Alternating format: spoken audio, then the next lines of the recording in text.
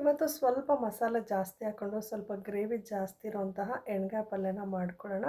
ಈ ಎಣ್ಗಾಯಿ ಪಲ್ಯ ಮಾಡ್ಕೊಳ್ಳೋದಕ್ಕೆ ಪ್ಯಾನಲ್ಲಿ ಸ್ವಲ್ಪ ಎಣ್ಣೆ ಬಿಸಿ ಮಾಡಿಕೊಂಡು 1 ಸ್ಪೂನ್ ಧನಿಯಾ, 1 ಸ್ಪೂನ್ ಜೀರಿಗೆ, ಒಂದು 2 ಪೀಸ್ ಚಕ್ಕೆ, ಲವಂಗ, 1 ಬೆಳ್ಳುಳ್ಳಿ, ಒಂದು 2 ಸ್ಪೂನಷ್ಟು ಕಡಲೆಬೇಳೆ, ಸ್ವಲ್ಪ ಎಳ್ಳನ್ನು ಜಾಸ್ತಿ ತೊಗೊಂಡಿದ್ದೀನಿ, ಒಂದು ಅರ್ಧ ಬಟ್ಲು ಎಳ್ಳು, ಒಂದು 8ಇಂದ 10 ಬ್ಯಾಡಗಿ ಮೆಣಸಿನ್ಕಾಯಿ, ಸ್ವಲ್ಪ ಕರಿಬೇವು, 1 ಈರುಳ್ಳಿ, ಸ್ವಲ್ಪ ಹುಣಸೆಹಣ್ಣು, ಒಂದು 2 ಟೊಮೊಟೊನ ಹಾಕ್ಕೊಂಡು ಎಣ್ಣೆಯಲ್ಲಿ ಸ್ವಲ್ಪ ಹುರ್ಕೊಳ್ಬೇಕು. ಹುರಿದು ತಣ್ಣಗಾದ್ಮೇಲೆ ಸ್ಟವ್ ಆಫ್ ಮಾಡ್ಕೊಂಡ್ಮೇಲೆ ಸ್ವಲ್ಪ ತೆಂಗಿನಕಾಯಿ ತುರಿ, ಬೆಲ್ಲ ಹಾಕಿ ಚೆನ್ನಾಗಿ ಮಿಕ್ಸ್ ಮಾಡಿಕೊಂಡು ಮಿಕ್ಸಿನಲ್ಲಿ ಈ ರೀತಿ ರುಬ್ಬಿ ಇಟ್ಕೊಂಡು ಒಂದು ಅರ್ಧ ಕೆಜಿ ಕೆಂಪು ಬದನೆಕಾಯಿ ತೊಗೊಂಡಿದ್ದೀನಿ. ಅದನ್ನು ಈ ಶೇಪಲ್ಲಿ ಮಧ್ಯಕ್ಕೆ ಕಟ್ ಮಾಡಿಕೊಂಡು ಇದರೊಳಗಡೆ ರುಬ್ಬಿರೋವಂತಹ ಮಸಾಲೆನೇ ಹಾಕ್ಕೊಳ್ಬೇಕು. ಒಂದು ಸಲ ಈ ರೀತಿ ರೆಡಿ ಮಾಡಿ ಇಟ್ಕೊಂಡ್ರೆ ಒಂದು 5 ನಿಮಿಷದಲ್ಲಿ ನೀವು ಎಣ್ಗಾಯಿ ಪಲ್ಯನ ಮಾಡ್ಕೊಳ್ಬೋದು. ನೋಡಿ ಈ ರೀತಿ ರೆಡಿ ಮಾಡಿ ಇಟ್ಕೊಂಡು ನಂತರನೇ ಸ್ಟವ್ನ ಆನ್ ಮಾಡಿಕೊಂಡು ಸ್ವಲ್ಪ ಪ್ಯಾನಲ್ಲಿ ಎಣ್ಣೆ ಹಾಕ್ಕೊಂಡು ಎಣ್ಣೆ ಬಿಸಿ ಆದಮೇಲೆ ಉದ್ದಿನಬೇಳೆ, ಕಡಲೆಬೇಳೆ, ಸಾಸಿವೆ, ಜೀರಿಗೆ, ಸ್ವಲ್ಪ ಕರಿಬೇವು ಹಾಕ್ಕೊಂಡು ತುಂಬಿ ರೆಡಿ ಮಾಡಿ ಇಟ್ಕೊಂಡಿರೋಂತಹ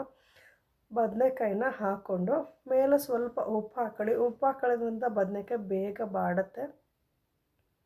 ಉಪ್ಪು ಹಾಕೊಂಡ್ಮೇಲೆ ಉಳಿದಿರೋಂತಹ ಗ್ರೇವಿನೆಲ್ಲ ಮೇಲೆ ಹಾಗೆ ಹಾಕ್ಕೊಂಡು ಚೆನ್ನಾಗಿ ಮಿಕ್ಸ್ ಮಾಡಿಕೊಂಡು ನಿಮಗೆ ಯಾವ ಕನ್ಸಿಸ್ಟೆನ್ಸಿಲಿ ಬೇಕೋ ಅಷ್ಟು ನೀರನ್ನು ಹಾಕ್ಕೊಂಡು ಒಂದು 10 ನಿಮಿಷ ಲಿಡ್ ಕ್ಲೋಸ್ ಮಾಡಿಕೊಂಡ್ರೆ ಬದನೆಕಾಯಿ ಎಣ್ಗಾಯಿ ರೆಡಿ ಆಗುತ್ತೆ. ವಿಡಿಯೋ ಇಷ್ಟ ಆದರೆ ಲೈಕ್ ಮಾಡಿ, ಶೇರ್ ಮಾಡಿ.